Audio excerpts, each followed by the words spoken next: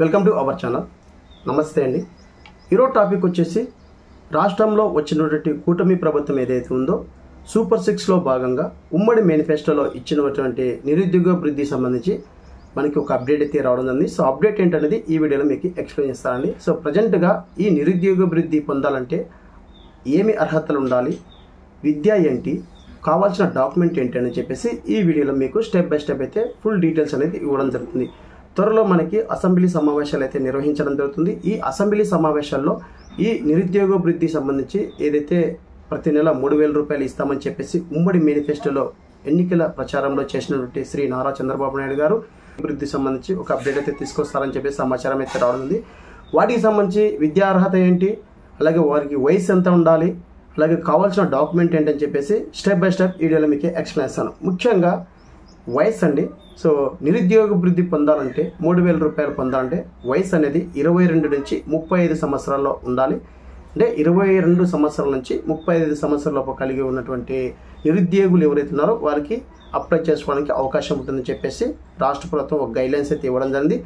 వీటితో పాటు కావాల్సినటువంటి విద్య ఏంది, కావాల్సినటువంటి డాక్యుమెంట్ ఏంటి. సో ఇక్కడ మనకి విద్యా అర్హత వచ్చేసరికి డిగ్రీ, అలాగే పీజీ, అలాగే డిప్లొమా సంబంధించి ఎవరైతే ఉన్నారో వారు మాత్రమే అర్హులు అని చెప్పేసి ఇక్కడ క్లియర్గా మనకి గైడ్లైన్స్ అయితే ఇవ్వడం జరిగింది.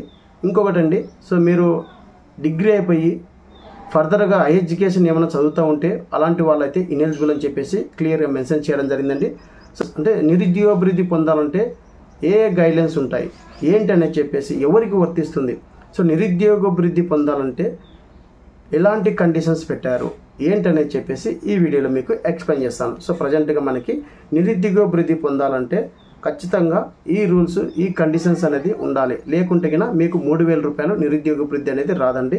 సో ముఖ్యంగా మనకి అదర్ కండిషన్స్ చూసుకుంటే నిరుద్యోగ వృద్ధికి అప్లై చేసుకునే పర్సన్స్ ఎవరైతే ఉన్నారో నిరుద్యోగులు వాళ్ళకు సంబంధించి పిఎఫ్ అకౌంట్ అనేది, అంటే చిన్న కంపెనీలలో కానీ పెద్ద కంపెనీలలో కానీ వర్క్ చేసుకుంటూ అక్కడ పిఎఫ్ అకౌంట్ అనేది ఓపెన్ అయ్యి పిఎఫ్ అనేది కట్ అవుతుంటే కన్నా వాళ్ళకి నిరుద్యోగ వృద్ధి రాదని చెప్పేసి గైడ్లైన్స్లో మెన్షన్ చేయడం జరిగిందండి. సో నిరుద్యోగ వృద్ధి అంటే ఎక్కడ ఏ జాబ్ చేయకుండా ఖాళీగా ఉండి చదువుకునే, అంటే ఏదైనా జాబ్స్కి ప్రిపేర్ అయ్యే వాళ్ళకి మాత్రమే ఈ నిరుద్యోగ వృద్ధి అనేది ఇవ్వడం జరుగుతుందని చెప్పేసి క్లియర్గా మెన్షన్ చేయడం జరిగింది. సో పిఎఫ్ అకౌంట్ అనేది ఉండకూడదు, పిఎఫ్ అనేది కట్ అవ్వకూడదు. పిఎఫ్ అనేది కట్ అవ్వాలంటే వాళ్ళు ఏదో ఒక కంపెనీలో చిన్న జాబ్ చేస్తున్నా కూడా పిఎఫ్ అనేది కట్ అవుతుంది. ఇన్ కేసు వాళ్ళు జాబ్ చేస్తున్నా పిఎఫ్ కట్ కాకుండా వాళ్ళకు నిరుద్యోగ వృద్ధి వస్తుంది. అలాగే రెండోది వచ్చేసి తెల్ల రేషన్ కార్డు. ఎవరైతే నిరుద్యోగ వృద్ధికి అప్లై చేసుకుంటారో ఆ పర్సన్ సంబంధించి ఖచ్చితంగా రేషన్ కార్డు అనేది ఖచ్చితంగా ఉండాలని చెప్పేసి ఇక్కడ మెన్షన్ చేయడం జరిగిందండి. అలాగే ఎవరైతే నిరుద్యోగ వృద్ధికి అప్లై చేసుకుంటున్నటువంటి స్టూడెంట్ ఎవరైతే ఉన్నారో, నిరుద్యోగులు ఎవరైతే ఉన్నారో వాళ్ళకి 5 ఎకరాల లోపల లెస్ దెన్ ఉండాలని చెప్పేసి ఇక్కడ మెన్షన్ చేయడం జరిగిందండి. అలాగే గైడ్లైన్స్ ఇది ఇవ్వడం జరిగింది. అలాగే ఓల్డ్ అనంతపురం డిస్ట్రిక్ట్ సంబంధించి 10 ఎకరాలు, అంటే అది వెనుకబడిన ప్రాంతం కాబట్టి అక్కడ 10 ఎకరాల వరకు కేటాయించడం జరిగింది. సో అలాగే ఇక్కడ మనకి మెయిన్గా ఎవరైతే నిరుద్యోగ వృద్ధికి అప్లై చేస్తున్నారో వారి యొక్క కుటుంబంలో 4-వీలర్ అనేది ఉండకూడదు. అంటే ఇప్పుడు ప్రజెంట్గా నా కుటుంబంలో నేను అప్లై చేసుకున్నప్పుడు నా రేషన్ కార్డులు ఎవరైతే ఉన్నారో ఆ రేషన్ కార్డు సంబంధించి ఎవరైతే అందులో ఉన్నటువంటి రిమైనింగ్ పర్సన్స్ ఎవరైతే ఉన్నారో వారికైనా అక్కడ వాళ్ళకి 4-వీలర్ ఉంటే గినా ఈ నిరుద్యోగ వృద్ధి అనేది రాదని చెప్పేసి క్లియర్గా గైడ్లైన్స్ అయితే ఇవ్వడం జరిగింది. అలాగే ఇక్కడ మనకి ఆ ఫ్యామిలీ ఎవరైతే అభివృద్ధికి అప్లై చేస్తున్నారో ఆ ఫ్యామిలీలో గవర్నమెంట్ ఎంప్లాయీ ఉండకూడదని చెప్పేసి ఇక్కడ గైడ్లైన్స్ అయితే ఇవ్వడం జరిగింది. అలాగే ఇక్కడ మనకి ఎవరైతే నిరుద్యోగ అభివృద్ధికి అప్లై చేస్తున్నారో ఆ ఫ్యామిలీ సంబంధించి లోన్ కానీ సబ్సిడీ కానీ తీసుకోకుండా ఉండాలని చెప్పేసి ఇక్కడ క్లియర్గా మెన్షన్ చేయడం జరిగిందండి. సో మీరు ఎవరైనా అప్లై చేసుకున్నవారు మీ ఫ్యామిలీలో ఇతరతర లోన్లు ఏదైనా హౌస్ లోన్ కానీ ఇలాంటి లోన్స్ ఏమైనా తీసుకున్నా కూడా వాళ్ళకి సబ్సిడీ లోన్ కానీ తీసుకున్న వాళ్ళకి ఖచ్చితంగా అయితే ఈ నిరుద్యోగ వృద్ధి అనేది వర్తించదని చెప్పేసి క్లియర్గా మెన్షన్ చేయడం జరిగింది.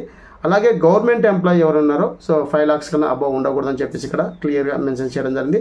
అలాగే ఇక్కడ మెయిన్గా స్కాలర్షిప్ అనేది తీసుకోకుండా ఉండాలని చెప్పేసి ఎవరైతే నిరుద్యోగ వృద్ధికి అప్లై చేస్తారో ఆ పర్సన్ అనేది స్కాలర్షిప్ అనేది తీసుకోకుండా ఉండాలని చెప్పేసి కూడా ఇక్కడ గైడ్లైన్స్లు ఇవ్వడం జరిగిందండి. అలాగే ఇక్కడ మనకి నిరుద్యోగ వృద్ధికి అప్లై చేయాలంటే మీ ఫ్యామిలీలో ఎనీ పర్సన్ పింఛన్స్ అనేది తీసుకోకుండా ఉండాలని చెప్పేసి కూడా ఇక్కడ మెసేజ్ చేయండి.